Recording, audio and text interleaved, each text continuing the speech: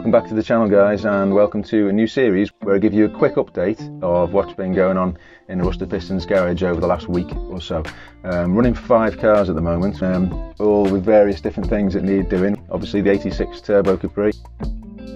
We've got the 77 bay window camper van project, which is our recording studio today. We've got the 1992 Jaguar XJ40, which is going to be my daily through winter, so that needs prepping for winter. Got a NISSAN L Grand, which is the sort of family wagon, and we have Mazda MX-5. It's actually a UNOS Mark 1. So the Capri, it's Wednesday morning, and on Saturday it's Best of British at Santa Pod, which is what I'm taking the Capri down to. So as you can see behind me right here, we've got these absolutely awesome looking tyres, Vitor Galaxy Radial GTs, R1s I think. Yeah, Vitor Galaxy Radial GT R1. I was looking to replace these bad boys, which have been on the car for a very long time. They must be 12 years old now at least. They've been absolutely fantastic. They've been pretty good at holding the grip, particularly through second and third. They've always struggled in first, whether it's dry or wet. They struggled at the strip, but then I was running an open diff at the time. But they're just a bit, you know, they've basically turned into plastic now, and they're a bit crazed and cracked. So I found these. I was looking at Cooper Cobras and stuff like that, but they're actually only rated to about 115 miles an hour, which, to be honest, is probably going to be absolutely fine, because it's not like I'm going to be going much quicker than that. But it's nice to have the peace of mind. So these Vitors are rated much higher, I think 130. So there's no worries about speed rating. All the reviews are coming back as really good. Plus they look awesome. Anyway, so excited about Santa Pod at the weekend. I'll be bringing you along. There'll be a full video report. My aim is to beat my fastest time in the Capri, and the fastest time at the moment is 13.9. You can see 2022's retro show somewhere on the screen now. 13.9 is the fastest I've managed to get the Capri at 101 miles an hour, and that is with an open diff, these plastic tyres, and first gear has always just been, every time I went back to the start line, I'd just be trying something different, sort of revs up, half clutch out, dumping the clutch, all sorts of different things, and I'd have all sorts of different messes off the line. Whereas now, going back, I have now fitted a Blackline LSD to the Capri. I did it myself. There's going to be a video showing the trials and tribulations of that particular modification and doing it yourself, because at the end of the day, my channel is all about doing it all on a budget and doing it yourself, because quite simply, I've never been able to afford to get anyone else to do it, which is, you know, where we're up to today. You want to see what it's like fitting your own LSD at home? Make sure you subscribe to see that video. So we'll be going back on Saturday with an LSD with these awesome looking tyres, and as a complete bonus, my analog boost gauge that I've had for like 10 years or more, since I dialed in the boost, it's been overridden by 2 psi. It's my fault for not adjusting the electronic boost controller readout. It's a Gredi ProFect B-Spec 2, and it's been set in KPA, which I didn't understand at the time. So all I did, and I still don't, so all I did was I put an analog boost gauge in. I used that to dial the boost in, because it wants 15 psi using the Horsham Development Stage 2 chip. So used that. It seemed pretty strong at 15. It got there pretty well, and it stayed solid on 15. So that's how I've kept it. And I've always been a bit like, boost controller's a bit tricky to understand, and I'm not fiddled with it. I didn't want to, just in case, because it seemed to pull really strong. Turns out it's only been boosting to about 12.5, 13 psi. So I downloaded the manual for the Gredi ProFect B-Spec 2, and it's not that complicated. It's not as bad as it seemed at first. So I will do a video of how to use one of those properly as well. But long story short, I've managed to eke another 2 psi out of it, and the boost comes on much earlier. So it was sort of 4.5 before it started boosting really strong and pulling right up to the red line. Well, now it's coming in just below 4. Put in the comments down below what you think my time's going to be. Closest ET, you get a free sticker. Closest trap time, you get a free sticker.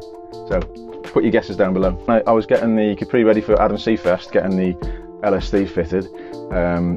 When I took the shocks off, the Avo, I've got Avo adjustables, I've had these on the car for a little while, 20 step adjustable shock absorbers for the back. They've been fantastic, really, really good. Never had a problem with them, except when I came to take them off.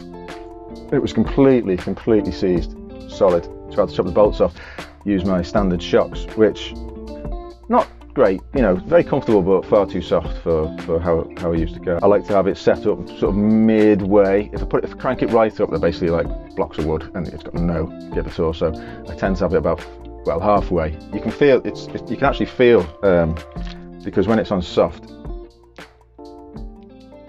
super easy to turn that dial.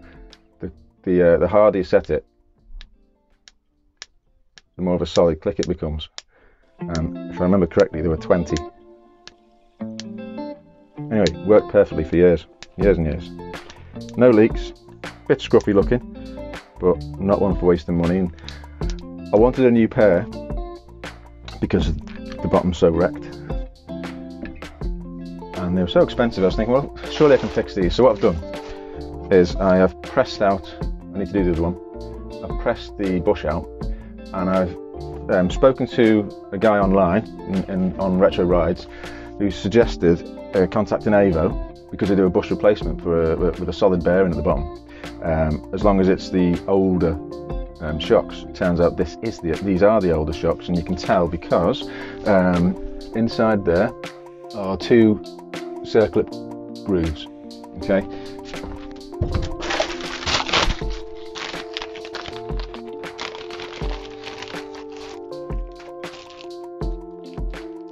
Okay. Yeah, looks like that'll work. Presumably I'll press that in. It'll be a tight fit. Press it in. Got a hydraulic press in the garage. Feels like it's probably going to need to be pressed in, unless it's just the plastic. Let's have a look. I'll take it out for you guys. Okay. Solid mount. Be interesting to see how it drives with this in. And once that's in, these 2 circlips hold it in either side, and I'll be able to fit my Avo shocks again. And then I'll be putting my wheels back on. Okay, I've also changed the oil for Shell Helix and a new filter. I've tightened diff oil for the LSD. I have put new gear oil in there. All of the fluids that I use on the car are available in my Amazon storefront, which you'll find in my description and in the comments. If you want to help the channel out, then if you want to order any of those things that I talk about on my videos, you will find links to them on my Amazon storefront. I'm also going to be, whilst these are off the car, giving them a quick polish, ready for the show, and I'll be using Autosol.